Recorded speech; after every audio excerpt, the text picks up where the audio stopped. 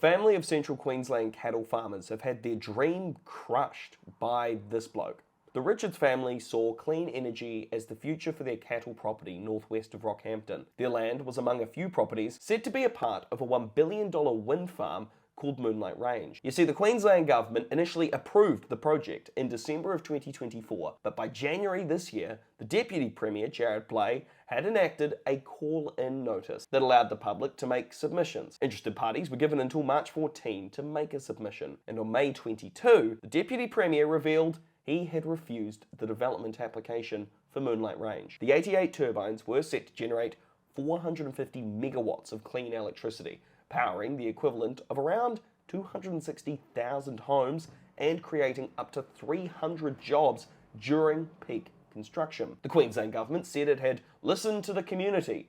However, of the more than 500 submissions about the development, only 142 came from locals, and with 125 of those opposed to the wind farm. Tracy Richards told me that the government's scrapping of Moonlight Range was unnecessarily cruel and without logic and reason. She told me this would have really benefited the long-term sustainability of the farm, as the family could have earned a passive income from the wind turbines no matter what else was going on with the cattle business. She says they've got children and grandchildren and want to try and protect the environment as much as they can, even with their grazing. Regardless of people's differing views on climate change and renewable energy, Tracy says the world is moving to a low-carbon future, and that if we fail to embrace this change, we risk being left behind. The Richards have been approached multiple times by different wind farm operators, but went with this one because it was an Aussie company. A handful of neighbours had agreed to take part in the clean energy project. Tracy says cattle can graze right up to the base of a turbine,